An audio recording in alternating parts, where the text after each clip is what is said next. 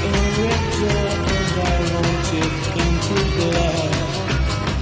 No colors anymore, I want them to turn black.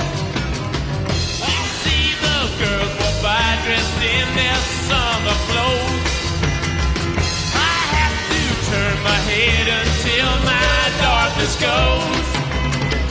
I see a line of cars and they are painted black, with flowers and my love both never to come back. I see people turn their heads and quickly look away. Like a newborn baby, it just happens every day. I look inside myself and see my heart is black. I see my red door, I must have it painted black. Maybe then I'll fade away and not have to face the facts. It's not easy facing up when your whole world is black. No more will my dreams. Hello, everybody. Today we have Susan back again, and for part two, because there were some topics that we didn't cover. And so we both felt it was better to have her on again. So, Susan, you wanted to talk about that with the Luna family, that just to get people up to speed, that her husband was MIA, and you were doing a lot of background work, and eventually you were able, through the help of the Air Force, who kind of vetted you, as it were. They reached out to her, and then she contacted you. So you wanted to talk a little bit more about how you met her and how that went. So can we start with that? Sure. Yes. And thank you for having me back again. I think I might have mentioned before, and it might have been before we started recording, but I hadn't done a lot of research about Colonel Luna's family initially. So I really didn't know who his next of kin was, if he had any children, things like that. So I decided in May of 2018, I contacted the Air Force Casualty Office, and they advised me that they could either write a letter to her to see if she would want to have contact with me, or I could write a letter to her and they would forward it. So I wrote the letter. I felt, it deserved that personal touch. So I wrote actually quite a lengthy letter, maybe 3 pages, and that was in the first or second week of May. And then on Memorial Day of the same year, my phone rang, and on my caller ID, I saw the name Luna. So I knew immediately it had to be somebody probably related to that letter, in response to the letter. And I answered the phone, and she identified herself as Pat Luna and told me that she was Colonel Luna's wife. And we both started crying and talked for probably an hour. And it was just a very heartfelt conversation, and it was the beginning of a friendship that we've had since 2018. And ultimately, in 2023, I went to Florida and met her in person and stayed with her at her home for a few days and met her 2 sons. So that became very significant to me, to learn about the Colonel, not only as a pilot, but from a personal standpoint, as she knew him in a personal way. Did you find that then you became part of the family, as it were? Because 2 people that I know, one I met, and they lost their loved one, and when my wife and I went to go and see one of these, the sister, we stayed with her, and it was a real connection, and it felt more different than a friendship. It was. Did you find that? I mean, did you feel closer to her than just a normal, friend or acquaintance? Yes. Maybe the way to describe it is I didn't feel like a guest in her house. And I think it's just grown from that experience of being able to meet in person and spend that time together. Now, Very much so. did you learn anything about Luna at all that you didn't know about, like his prior Air Force or like his military career? A little bit. She actually had some of his yearbooks from the Air Force and a lot of newspaper clippings and different documents that she shared with me. She actually just put them out on her desk and told me I was, free to look through everything. Um, and then she found their wedding photos and Wow. shared those with me. And so it was definitely a look into, another part of his life, like I said, in some ways. Now you had mentioned, I think last time or off air, that he was privy to a specialized type bomb of like he had different kind of training. I forget that. Could we talk about that for just a sec? Sure. So I found out through my research, and when I got all of his military records from the Air Force, I found out that he was the project officer for a new bomb that was being developed during the time that the war was occurring. And so that was, I would say, part of his assignment or responsibility when he was based in Thailand was the project officer for the paveway to uh, bomb system, or, for the bomb. So, he was on his 25th combat flight the day he got shot down, Oh wow. and he'd only been in Thailand for 2 months. So I don't know if that's kind of maybe not as much flight time as others may have had, but I sort of get the sense that maybe it was, and maybe that was because he had this other responsibility. Plus, he was, the a lieutenant colonel, so he was in charge of a squadron. Wow.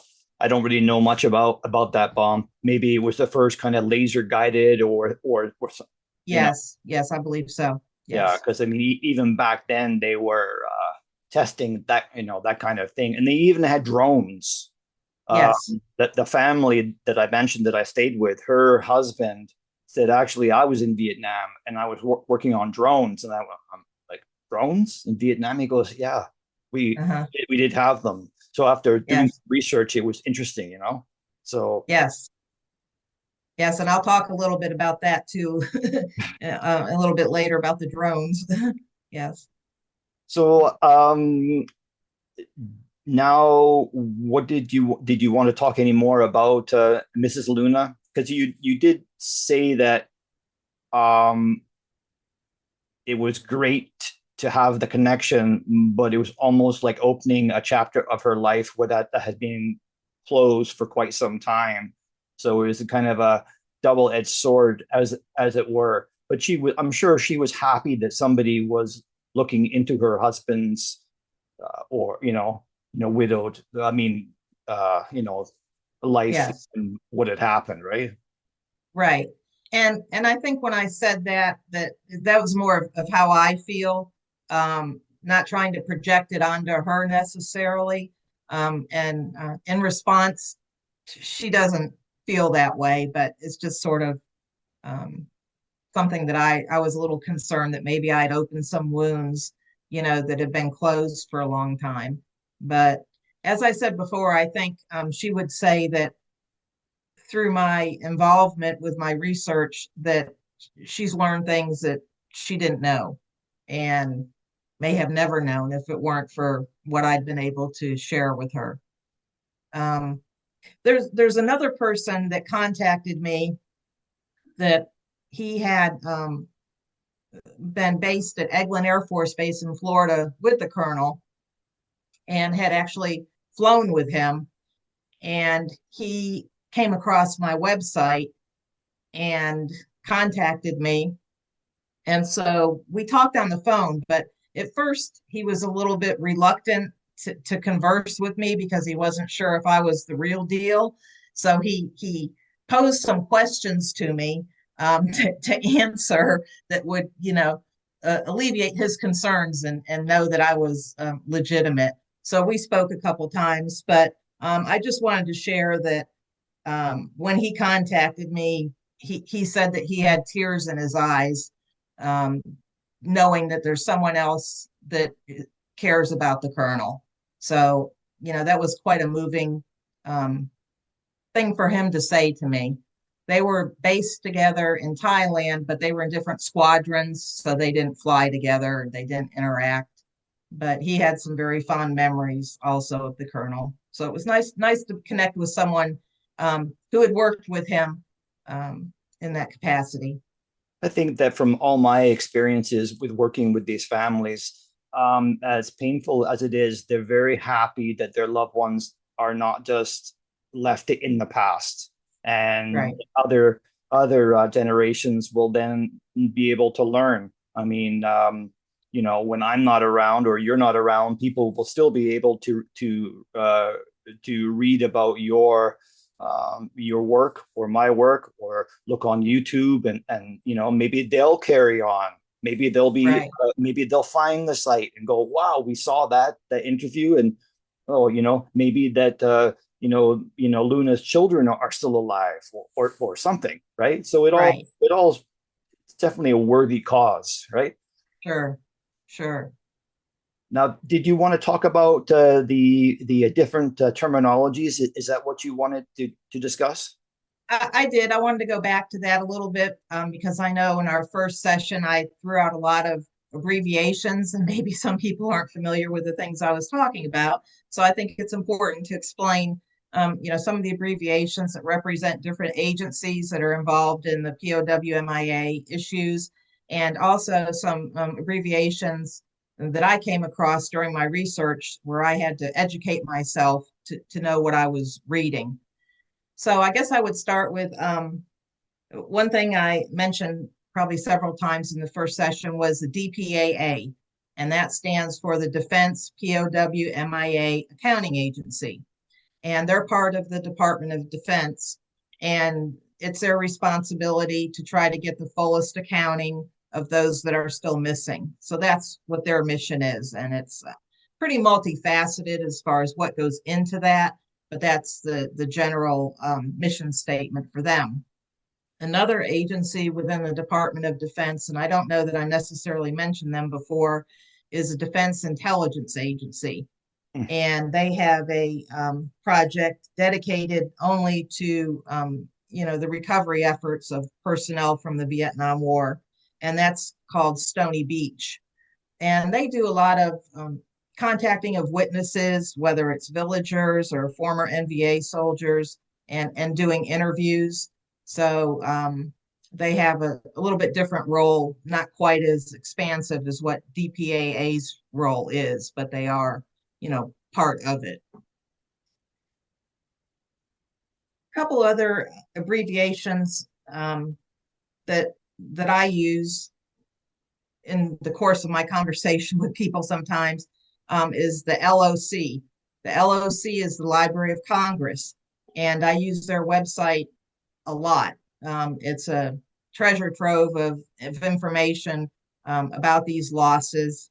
It's a little bit tricky to deal with sometimes. You can put in certain search terms and get a result, or put in different search terms and not get a result. So it's a little bit finicky, but it's where DPAA and DIA eventually their investigative reports are supposed to end up there.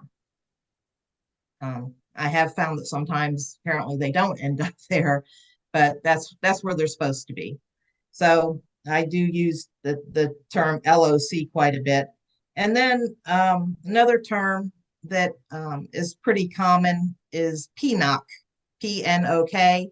That's the primary next of kin. So in the case of Colonel Luna, his primary next of kin would be his wife, Pat Luna. So that's a pretty frequently used abbreviation in this world of MIA research. Along with that also is when more specifically about certain types of losses is, as I mentioned previously, talking about Colonel Luna's loss, he had someone flying in the back seat with him in the F-4, and that was Captain Rutyna, and he is referred to as a WISO, a WSO, a weapons systems officer. So that's another term that, you can hear sometimes as a WISO or WSO. It's a weapons systems officer. And another one, this is something that I've been working on with another loss that I'm studying is PJ, for a pararescue jumper. So they come out of a helicopter, try to rescue someone that's downed on the ground after some type of incident. So those are a few abbreviations that get thrown around or that I may use pretty frequently. There's a lot of abbreviations that I came across when I was studying the search and rescue logs. And it was sort of like a foreign language in some respects, because I had to try to make sense of what I was reading. And it was challenging enough because the handwriting of some of these operators is not too legible. And they didn't have computers back in 1969, of course, so everything was handwritten. But I wanted to get the context of what was taking place during the rescue mission, which is, recorded minute by minute with these notations. So some of it was obvious, but a lot of things I came across, I didn't know what I was reading about. And I either had to try to find it on the internet, but in some instances, I just turned to other veterans or, people I knew that might, have some insight into what I was reading. And I just wanted to share a few of those also. And I don't know if you can be able to see it when I put it up Yep. here or not, where it's Yep. highlighted. Yep. But okay, so in the highlighted portion, this is the first accounting of when Papaya 02, which is the call sign for Colonel Luna, when they got shot down. It says F4, and then it says 2 SOBs down. Well, SOBs kind of threw me. I didn't know what that meant, and I had to go searching for that. And that was the first line entry that I read. So SOBs means souls on board. And it's actually an abbreviation or a term that's even used today by commercial airlines. So that was very interesting to learn that that's literally what that means. And then as I went on to the next page, I see next to Papaya 02, it says SY. What does SY mean? And then I read some more and I see a variation of that, SDY. Well, I came to find out that means Sandy. And that was the Sandy pilots that were leading the rescue mission that day. And along with that was another abbreviation, ATT. And I saw that frequently throughout these logs. I didn't know what ATT meant either. And I actually asked my son about that because it's just something I thought maybe he knew. And it meant at this time. So there's a lot of entries, but then at the end of it, you may see ATT at this time. Another one was CR. I discovered that stood for Crown, which is the Mobile Airborne Command Center that's taking place up in the air while these rescue missions are occurring also. So I went through a couple sets of logs and transcribed them into something that I could make sense of. And how I did that was I made a Excel spreadsheet, which looks like this. Okay, and cool. and what I had to do was just record the time of each entry and the translation the best I could, which was not 100%, but pretty close to it, of what was taking place during the rescue mission. And it is very helpful to understanding everything that occurred that day. So that's part of my research process with the search and rescue logs.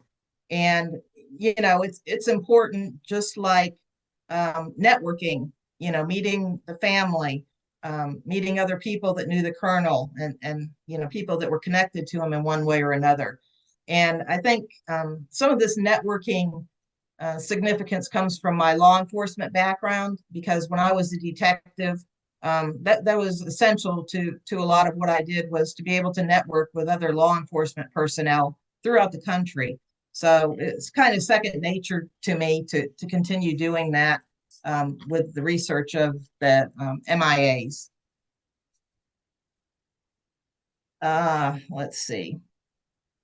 I think that's the main thing about the search and rescue logs and the significance of abbreviations. There's a lot more abbreviations, but those are, just a few of the common ones that I came across.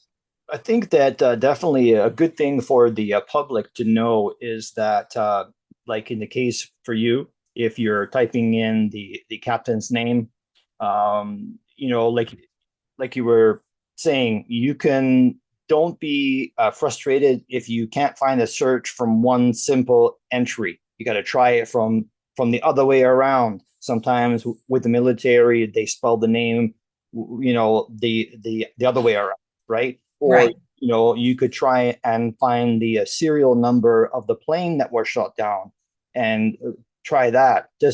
And as soon as you can learn the military terms, doors will start to open much easier for you. It's so just keep it. It takes a while, like with myself or Susan here, and then and you'll be able to, just because you see one document that looks similar, don't think it doesn't have a gem in there. You have to look through it, and you might find out there's one line that is new to you. So yeah, it's a puzzle, and it takes a while to, but it is rewarding when you finally start to figure out what's on there, right? Right. And this whole process is a puzzle, and put them together to make sense of it, and maybe come up with some answers or a direction that should be taken with the recovery efforts of these guys that are still missing. And that's one of the reasons I had to start doing these spreadsheets. There's just so much information. Some people are big on Post-it notes. I'm big on spreadsheets. I have a spreadsheet for so many things, maybe more than I actually need. But it's the only way I can keep things organized as I'm, processing through a loss.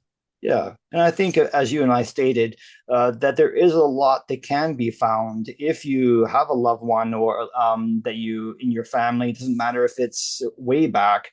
You can find out a lot. You may answer a few questions that the family never knew about. Things have changed a lot over the years. Yeah, especially with the internet. It's not like you and I back in the day would be looking at books trying to figure out. I mean, it's much, much easier, right? Right. Yes. Yes. But now the one thing that when you and I talked yesterday, when we tried to do this, but we had a tech failure, an internet tech failure. I thought it was really interesting about the exchange program. So can we talk about that a little Sure. bit? Sure. So there's an organization called Mission POW It's a nonprofit organization. I'm a member of it, and they're very proactive as far as representing the families and trying to get these guys that are unaccounted for to get them recovered, to get this final resolution.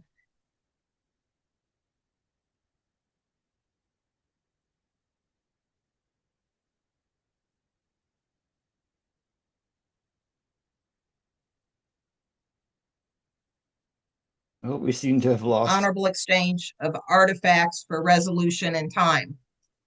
So what the goal of this project is that we know that a lot of Vietnam veterans acquired things when they were in the war from North Vietnamese soldiers, things that maybe are identifiable to a particular soldier.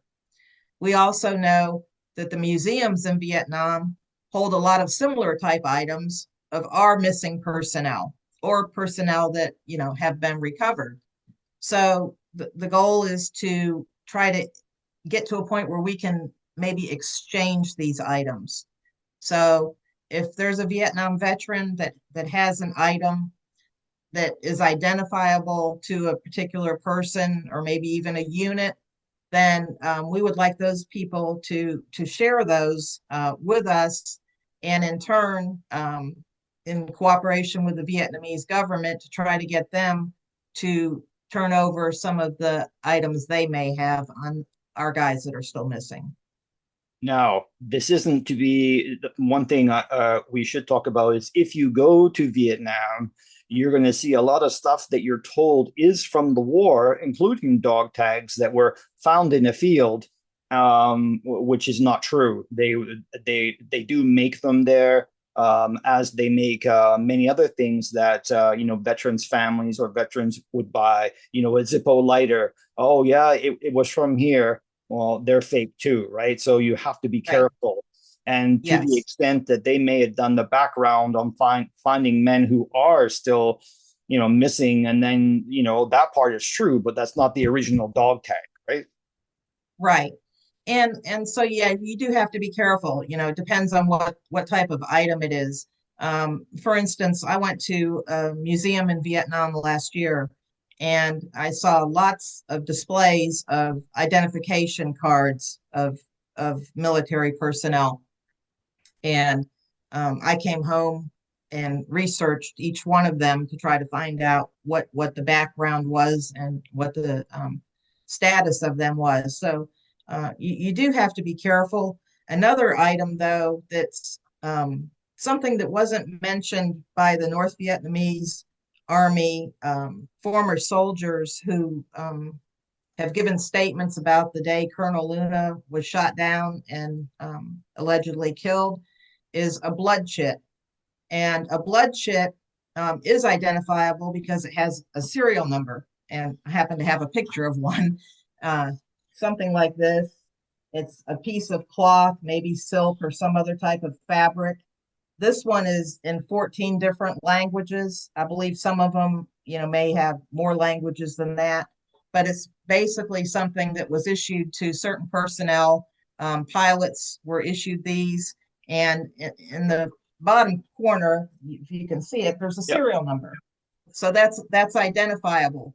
But it was interesting that the witnesses that talked about the things they removed from Colonel Luna, his revolver, which would have a serial number, his radio, and his dog tags, his ID card, those are all identifiable. But they never mentioned taking his blood chit, which I find kind of interesting, because that would be a significant item that they would want to turn into their superior officers, that maybe would end up in a museum or at least in storage. Interestingly, last year when I took that trip to Vietnam, I had a lady come with me whose father is still unaccounted for. And a number of years ago, when DPAA's predecessor, whichever agency it was at the time, they were at the museums kind of going through the artifacts to see if there was anything that could be found that would help them, investigating these losses. And her father's blood chit was actually found in one of the museums. Wow. Now, the U.S. government did not take possession of it. They took a picture of it, and she and I didn't expect we would be able to see it, but it's just interesting to note that things like that are in the museums, and if there's a way to get those exchanged, with things that may have meaning to the Vietnamese, then that's what this project would like to do.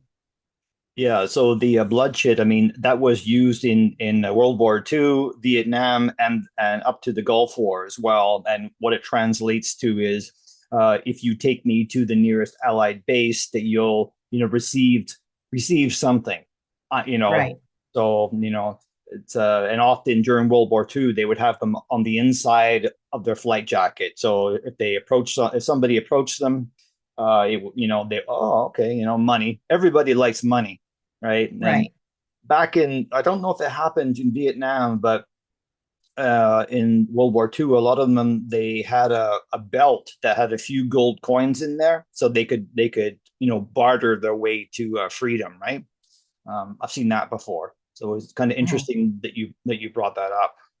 Yes. It's not Yes. it's not a nice topic that people take items off of a dead soldier or pilot or military person, but it has happened, whether it be a ring, whether it be a watch, and that's war, unfortunately. So in some Right. people's drawers, whether it be here or Vietnam, there's definitely items that grandpa has and or they never talked about, right? So it would, and I think we talked about maybe off air about a picture that a guy, there was a Marine Corps a man, and he had killed an NVA or a VC soldier, and in the man's jacket was a picture of himself and his daughter, and he kept that up until like 10 years ago, and he wanted to find that man. It was he was a monkey on a soldier that he had this picture, and he went to Vietnam, and before then he was able to find this girl, and they met up,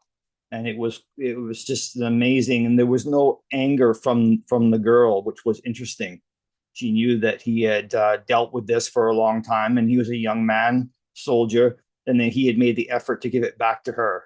It was quite a story, and if you go online, you can find that. So yeah. Right. Yeah. I would say you have to be very cautious, especially for anyone that may go to Vietnam, that you don't get taken, you Yeah. don't get duped, and that hopefully you're not going to pay for something.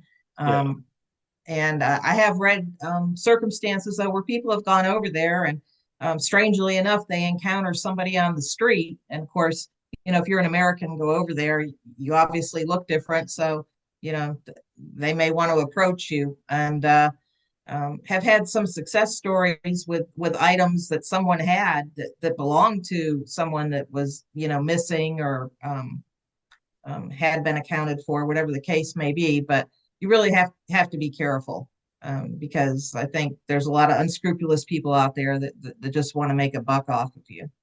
Yeah. And on our first interview, at the end of the interview, I did post your website, and you do offer help or kind of assistance in planning trips to Laos, right?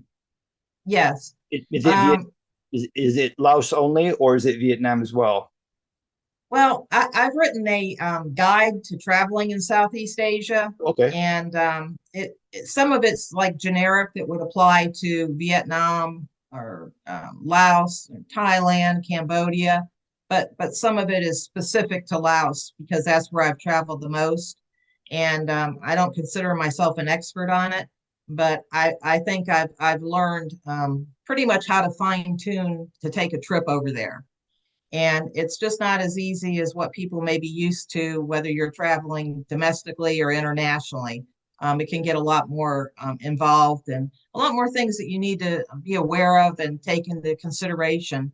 So I've made myself available, and this one lady that I already spoke of, she took the opportunity to take a trip with me, and we met in Thailand, and then we went to Laos, and we went to Vietnam, and then we went back to Laos. And so I think the information I shared with her was very helpful. And once again, when I prepare for my trips, I have a spreadsheet with with all my flights and my hotels and things like that. Because like I said, it can get pretty complex to make a trip like that happen, and to happen successfully. And I'm fortunate to have a guide service over there who I've worked with for the last 3 years, who I completely trust, and I know they're knowledgeable of the country, and interacting with the locals in Laos. So, like I said, I think I've pretty much got it fine tuned. Haven't had any um, really major curveballs thrown at me on my trips. Most everything's been, you know, quite successful. And if people want to try and find your book, where can they find it? So it's actually just something I have on my computer, Okay. and if someone was interested, they can contact me through my website or through my Okay. email, and I would just email it to them. It's nothing published or fancy.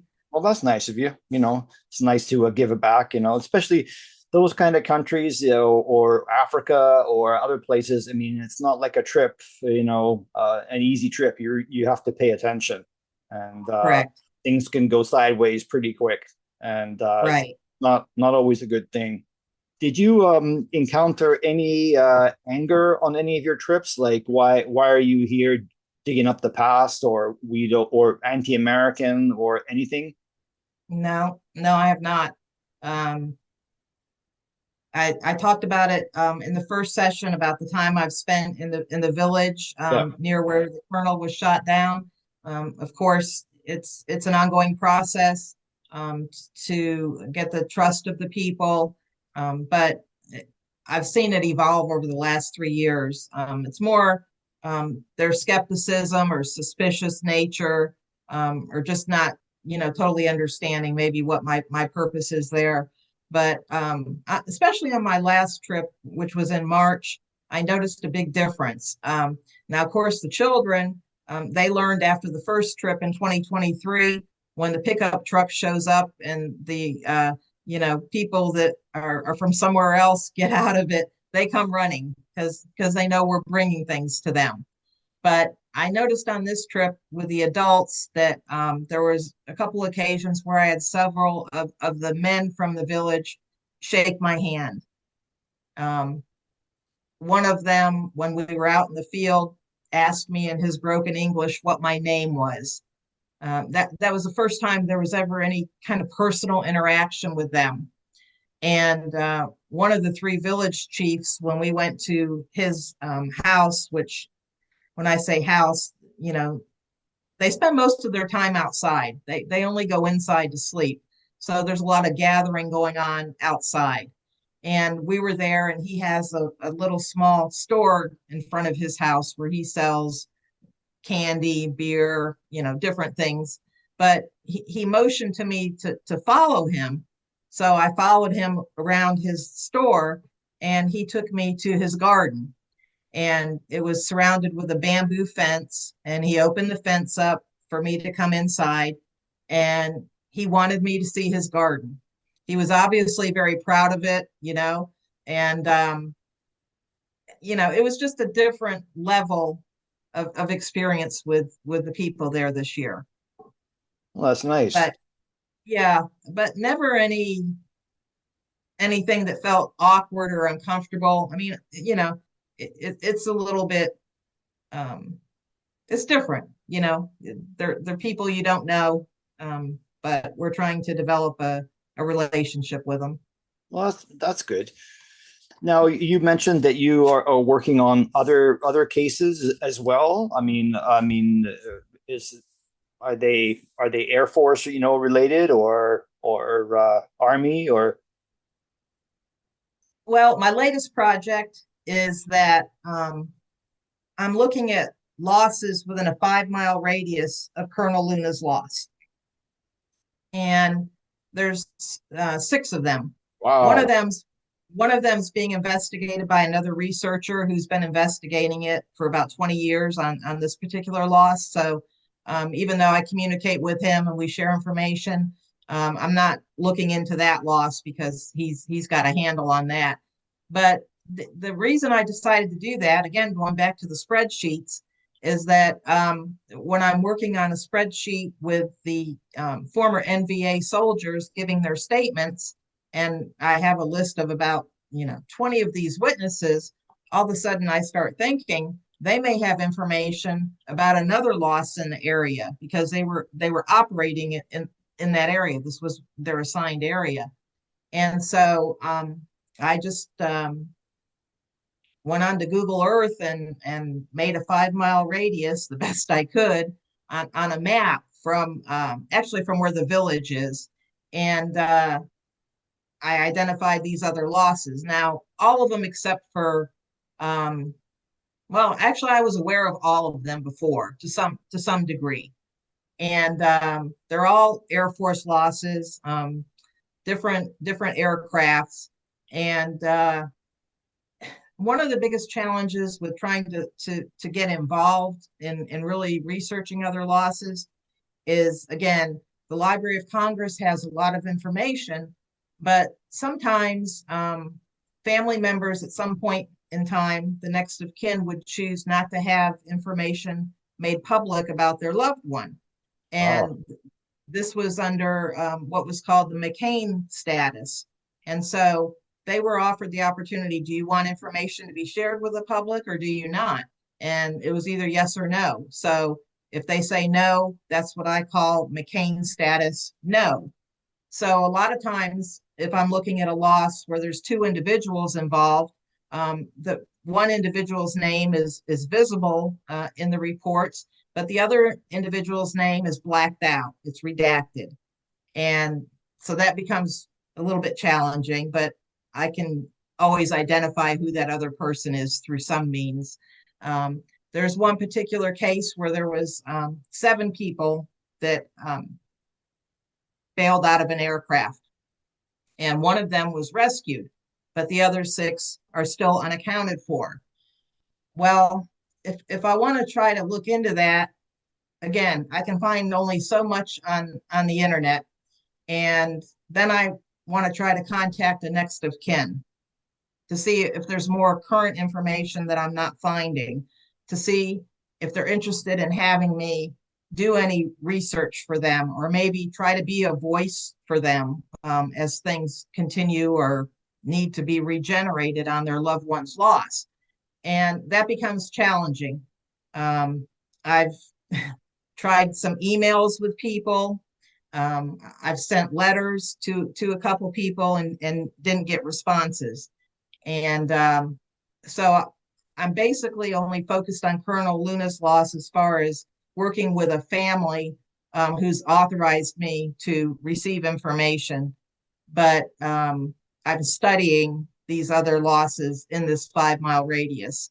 And I try to stick to just Laos because I've traveled there so frequently that I know that quite well, at least this one area that we go to, this one province. So I don't really want to expand out into other areas. And I did have one situation where one of the losses in this 5-mile radius, it was an F-4 loss, and the DPAA and their predecessors have found the crash site. There's actually 2 sites because when the plane crashed, it hit the ground and then it sort of skipped and landed in another place. And they have found an ID card of one of the crew members, and I forgot now what the other item is, but I tried to contact one of the crew members' spouses, and I had sent her a message on Facebook Messenger in 2024 and told her I was going to be going to Laos and that I was going to try to get to the crash site. She never answered me. But this is what happened next. This is just wild, and you can't make this up. So in March of this year, when I was over there, I had a list of places I wanted to go to, and at the bottom of my list, coordinates for that crash site. And I told Chris, my guide, I said, if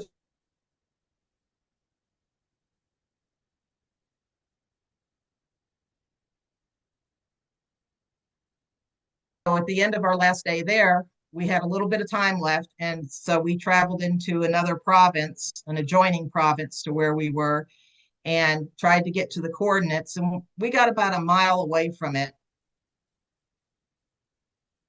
And took some photos in a distance of where that crash site would be.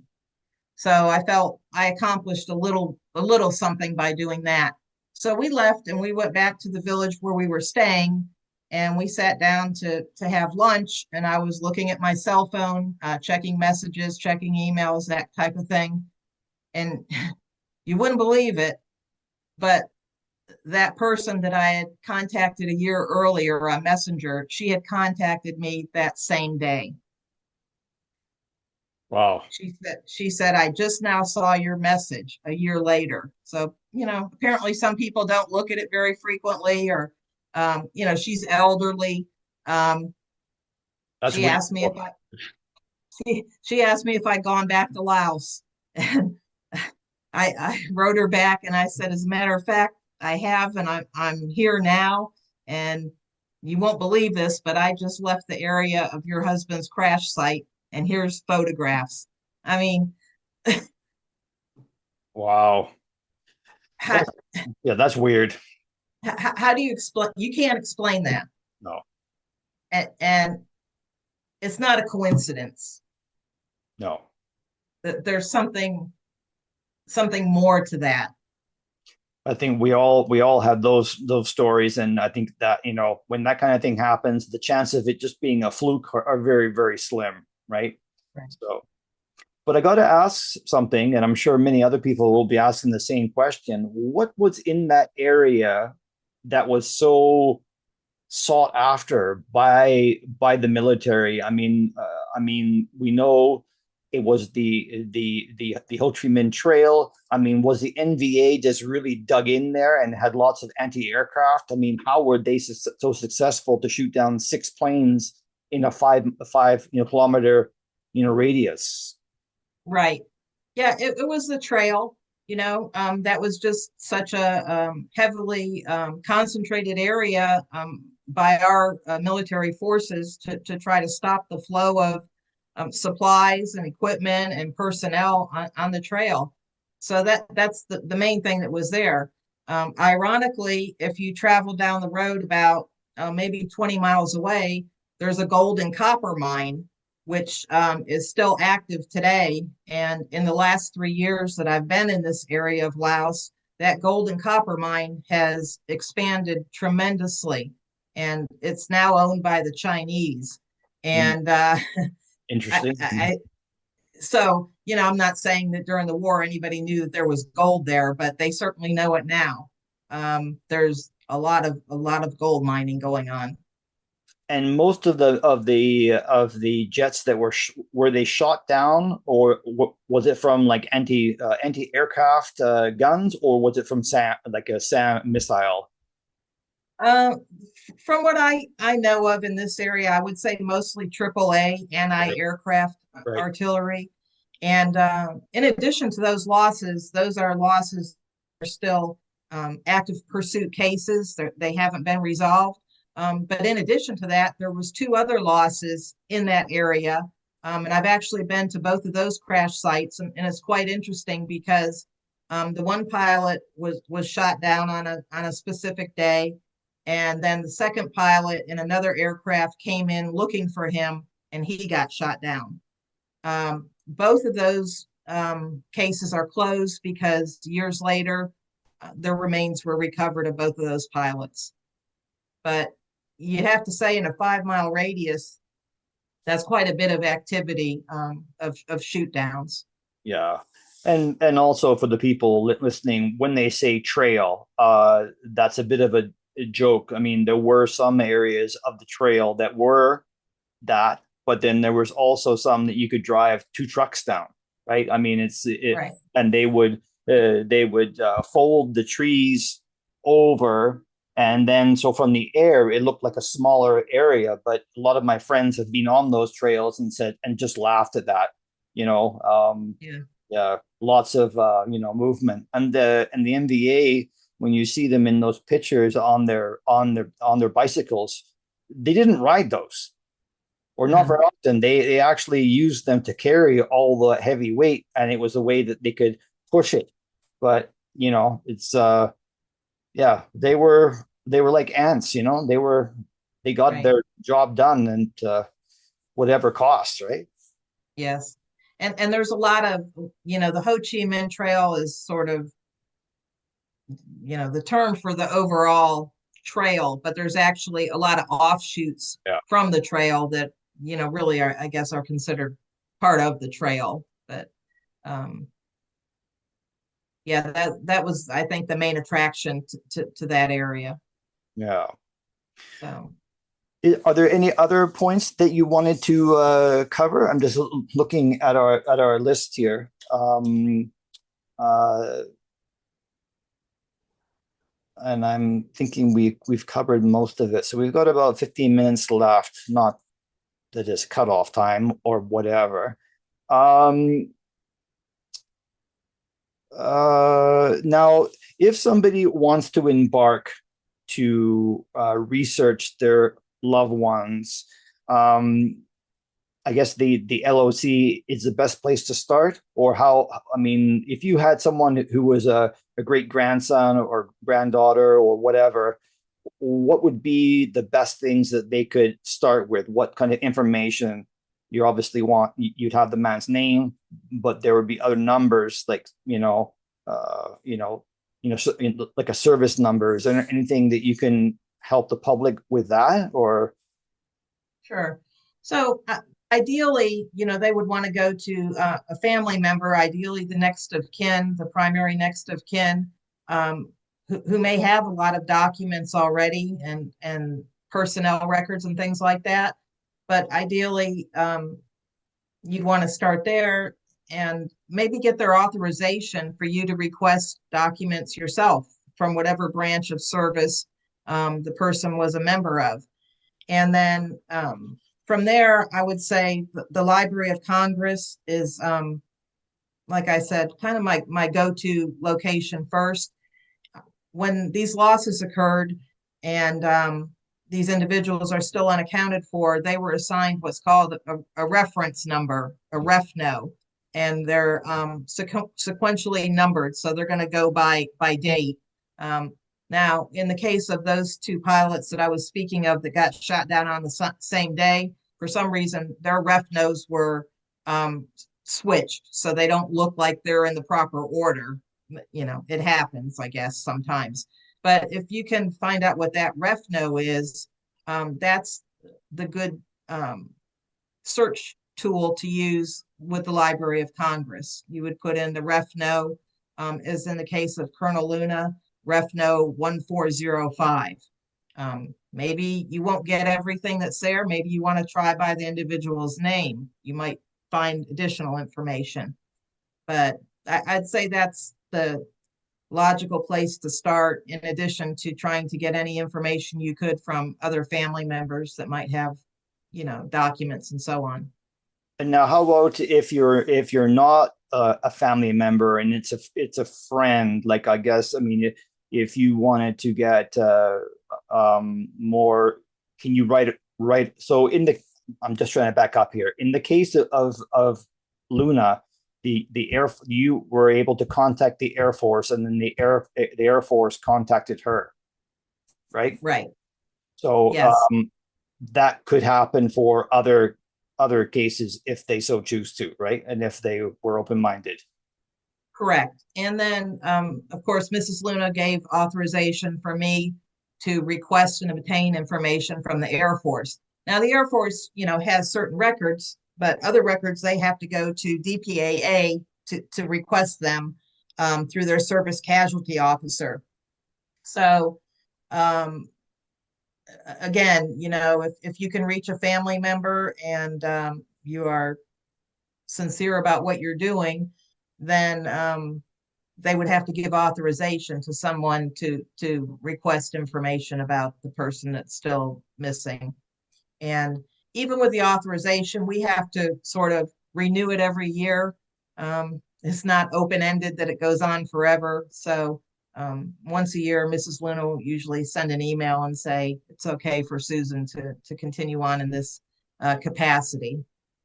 And now I did hear through a different family that the government gives you like an update every year, do they, or every couple of years? And just I mean, it could be that the search is still active, but I mean, or what did they do in his case? Yes. So there's what's called a case summary, and they don't do it routinely. DPAA does not routinely do those on an annual basis for the families. In my opinion, I think they should. Even if there's nothing new to say, there's no updates. I think there's something that they should do that for the families, just to let them know they're still there, to have some contact with them that maybe otherwise they don't have any contact with them for a year or multiple years. So the family has to ask to have a case summary review done. And then the DPAA will make arrangements to do those in person when they have their annual meeting, and then throughout the country they have regional meetings for families throughout the year. So you can actually sit down at that time and they'll go over, a case update with you. But in the case of Colonel Luna, for example, we just did one a few weeks ago, and there hadn't been one done since 2021.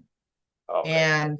And I know from being in the Library of Congress website that I've looked at a lot of cases where there may have not been one for 10 years or so. So I'm not quite sure if there's maybe a breakdown and families don't know that they should ask to have one done.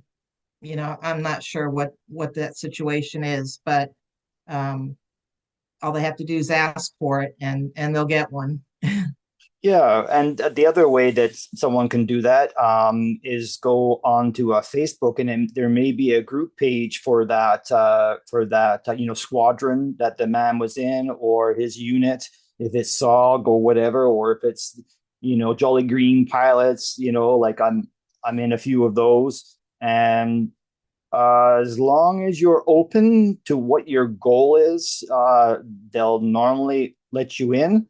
But don't be vague. If you're looking for information, be very clear that your grandpa or great uncle or whoever served, he was shot down or lost, and then they'll probably allow you to come in. And as long as you are, respectful, then they'll help you out a great deal. But again, like you said about the other man who knew Luna, and he's kind of like, what do you want? Can you answer these questions first? And then they kind of Right. you, and then you're in. So Right. And I do network with some of those online groups also. I have noticed that there are some that are closed, that are only for family members only. But that is another way to try to network and maybe learn some valuable information.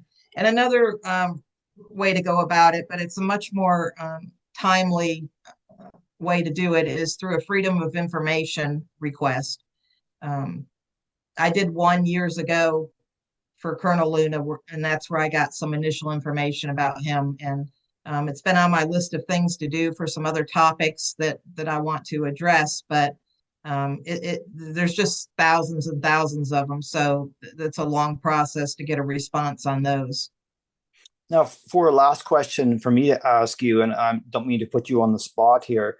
Um, uh, when was the last MIA guy found? I mean, have there been any men in the last 5 years that have been, found?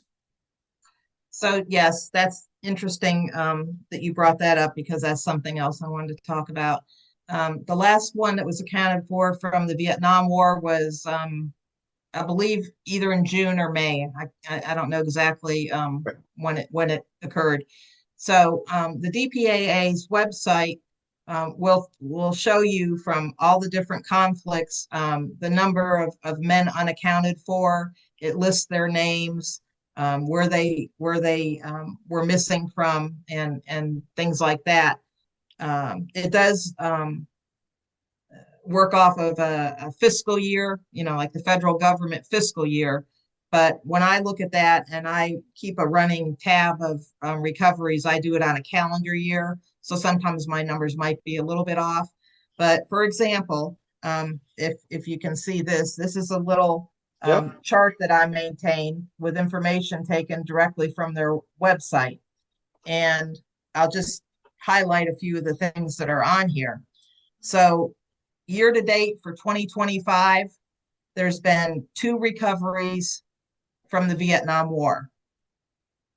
Year to date 2025 from the Korean War, there's been 18 recoveries. Hmm. Year to date World War II, there's been 46 recoveries.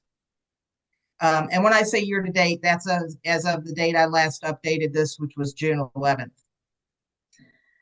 I've gone back as far as 2021. So year to date, back to 2021 from the Vietnam War, there's been 14 recoveries. From the Korean War, there's been 125. And from World War II, there's been 472. Not good. No, it's pretty lopsided, you Yeah. know? Yeah. And there's some reasons for it. One of them is at some point in time, Congress mandated the DPAA to identify 200 missing personnel a year. And at some point in time, they decided, apparently, that it's easier to recover remains from the Korean War and World War II. The reason being, a lot of those remains are in graves in cemeteries versus Southeast Asia. I think, as I talked about in our first session, when they go out trying to find burial sites with former MVA soldiers, you're taking these guys out that are 70, 80 years old and asking them to pinpoint where they buried somebody 55 years earlier. Not to mention that it's much more costly to do these recovery missions in Southeast Asia. They may last 30, 60 days. They have to set up a camp. They have to fly in personnel. They have to fly in supplies. They have to bring in witnesses, utilize local village people to assist them during these recovery missions. So it's very labor intensive, time intensive, cost intensive, and going to a cemetery and exhuming remains from a grave is just not as complicated as at all. So I think that's one of the reasons why there's a big disparity in those numbers. Yeah, I know that some of my veteran friends are quite frustrated about that kind of thing. But yeah, perhaps the more people that talk about it, gets more people talking, right? Right. And I mentioned this before, is that I see through my research that I feel like there's a lack of continuity to follow through on these Vietnam era losses. And just as an example, I'll tell you, over the last 25 years on Colonel Luna's loss, what they've done that was anything of consequence. In 2006, 19 years ago, they took NVA witnesses out to a possible burial site. And I talked about this in our first session, but it's worth mentioning again. So they are led to this location, and in their report, they write, it's strongly recommended that this site be excavated. That's 2006. 2012 is the next time they go back out there, and they take the same witnesses. And now they go to a different location about 150, 160 yards away from the first location. And the reason they moved the location is the witnesses said, well, things look different now. Well, yes, that's true, because every time I go there, things look different. There's farming, there's burning, there's mining, all kinds of activities. So things look different. That was 2012.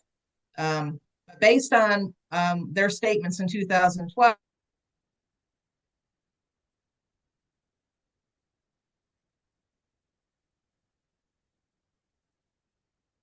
so that was the end of that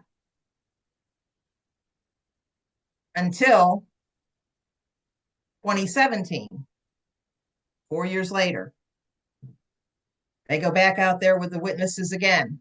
Now they take them to another location that's several hundred yards away from the first two locations. Somebody should have questioned it at the time, I believe, but apparently nobody did. And the guys being paid as well, right? So I mean, that's what we talked about last time.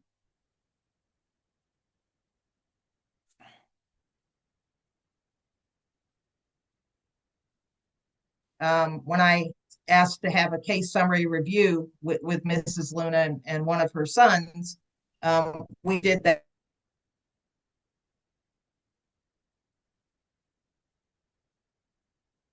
Trying to interview these three witnesses, and they learned that one of them was deceased, one of them was ill, and the other one, in their words, he was diminished from their previous interactions with him.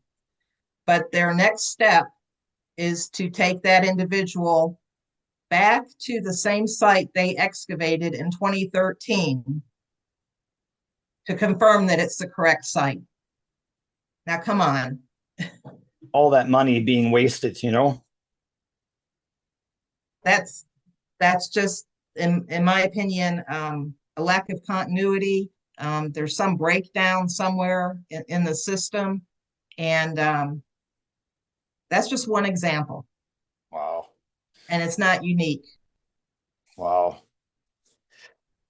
Well, let's leave it on that note. I think that's a good, important note to leave, and then it might, provoke some people to go. Other people ask, Right. I don't doubt that other MIA families will say, "Hey, you know what? We haven't heard anything for a while." So, Right. why don't we end that there? Thank you for coming back on a second time and filling in those gaps and helping the public know how to research. And I learned some new terminologies as well. So thank you very much.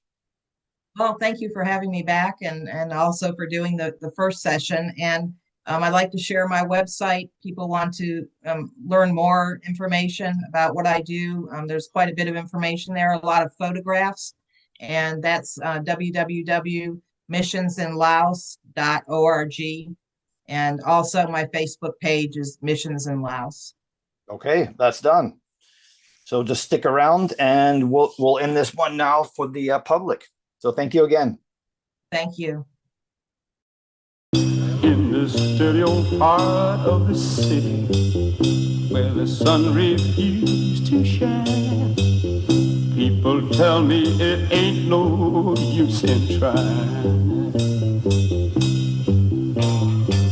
My little girl, you're so young and fresh.